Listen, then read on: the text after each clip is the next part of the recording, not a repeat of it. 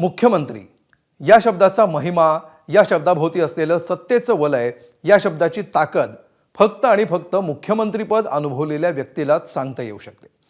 राज्याचे राजकीय सुप्रीमो असलेल्या मुख्यमंत्र्यांची अधिकार कक्षा नव्यानं अधिसूचित करण्यात आलेल्या नियमावलीमध्ये स्पष्ट करण्यात आली आहे। नव्या नियमावलीनुसार सरकारमधले बिग बॉस असणाऱ्या मुख्यमंत्र्यांची पॉवर आणखी वाढली आहे। बघूया आमचे प्रतिनिधी अभिषेक मुठाळ यांचा हा स्पेशल रिपोर्ट। मुख्यमंत्री म्हणून देवेंद्र फडणवीसच महायुती सरकारमधले बिग बॉस आहेत आणि या बिग बॉसची पॉवर आता आणखी वाढली आहे, कारण एखाद्या मंत्र्यानं घेतलेल्या निर्णयात हस्तक्षेप करण्याचा अधिकार मुख्यमंत्र्यांना मिळालाय। राज्य सरकारनं 14 ऑगस्टला महाराष्ट्र शासन कार्यपद्धती नियम 2026 अधिसूचित केलाय। राज्याचा कारभार हाकताना मुख्यमंत्री, कॅबिनेट मंत्री, राज्यमंत्री, मंत्रिमंडळ आणि वेगवेगळ्या दर्जाचे सचिव यांचे अधिकार आणि कार्यकक्षा काय असेल हे नियमावलीत स्पष्टपणे नमूद करण्यात आलंय। मंत्री आपापल्या खात्याचे नियमित निर्णय घेऊ शकतात। निर्णय घेण्यासाठी मंत्र्यांना मुख्यमंत्र्यांची पूर्व परवानगी आवश्यक नाही। मात्र एखाद्या मंत्र्याने घेतलेला निर्णय सार्वजनिक हिताच्या दृष्टीने योग्य नसल्याचं वाटल्यास तो निर्णय बदलण्याचा, सुधारण्याचा किंवा रद्द करण्याचा स्पष्ट अधिकार मुख्यमंत्र्यांना असेल। हा अधिकार वापरताना मुख्यमंत्र्यांना त्याची कारणं लेखी स्वरूपात नोंदवणं आवश्यक आहे। एखाद्या प्राधिकरणानं किंवा मंत्र्यानं न्यायिक स्वरूपात निर्णय दिला असेल तर मुख्यमंत्री केवळ या तरतुदीच्या आधारे तो निर्णय बदलू शकणार नाहीत। मुख्यमंत्र्यांना कोणत्याही विभागाची फाईल, कागदपत्र किंवा नोंदी मागवण्याचाही अधिकार नियमावलीत स्पष्ट करण्यात आलाय। संबंधित मंत्री आणि विभागाचे सचिव यांना ती कागदपत्र सादर करणं बंधनकारक असेल।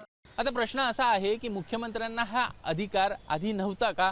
मुख्यमंत्री हे आधीपासूनच मंत्रिमंडळाचे प्रमुख आहेत आणि शासनाच्या कामकाजावर त्यांचे व्यापक नियंत्रण आहे। त्यामुळे प्रत्यक्षात मुख्यमंत्री एखाद्या विभागाच्या निर्णयावर प्रश्न उपस्थित करू शकत होते किंवा मंत्रिमंडळाच्या माध्यमातून तो निर्णय बदलू देखील शकत होते।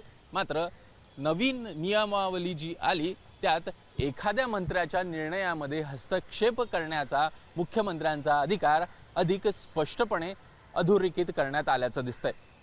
अर्थात नव्या नियमावलीत मुख्यमंत्र्यांचा हस्तक्षेपाचा अधिकार अधिक स्पष्ट करण्याची गरज का भासली असावी या प्रश्नाचं उत्तर देताना अनेक राजकीय पंडित 2023 मधल्या मुंबई उच्च न्यायालयाच्या नागपूर खंडपीठाच्या निर्णयाकडे बोट दाखवतात।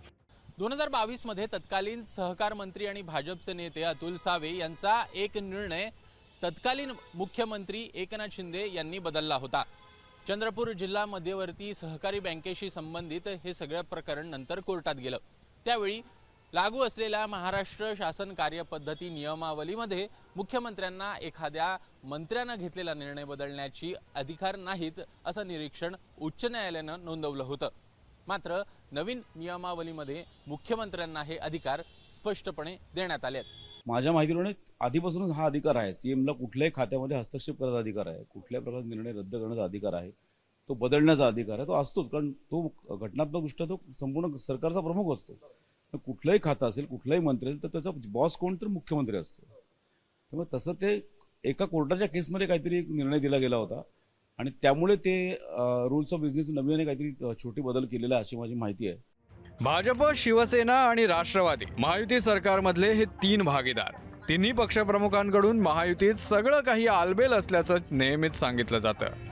मात्र वास्तवात वर्चस्वासाठी अंतर्गत संघर्ष सुरूच असतो आणि हा संघर्ष अनेक वेळा प्रशासकीय पातळीवर घेतल्या जाणाऱ्या निर्णयाच्या स्वरूपातही असतो। त्याचं ताजं उदाहरण म्हणजे नवी मुंबई महापालिकेतील सत्ताधाऱ्यांनी पद भरतीसाठीच्या परीक्षेसंदर्भात मांडलेला ठराव एकनाथ शिंदेंच्या नगरविकास खात्यानं रद्द केला होता। आता मात्र नव्या नियमावलीनं सरकारमधल्या बिग बॉसचे हात आणखी बळकट केले आहेत। त्यामुळे बिग बॉस क्या चाहते हैं यावरच अनेक मंत्र्यांच्या निर्णयाचं भवितव्य अवलंबून असणार आहे। अभिषेक मुठाळ, ABP माझा, मुंबई।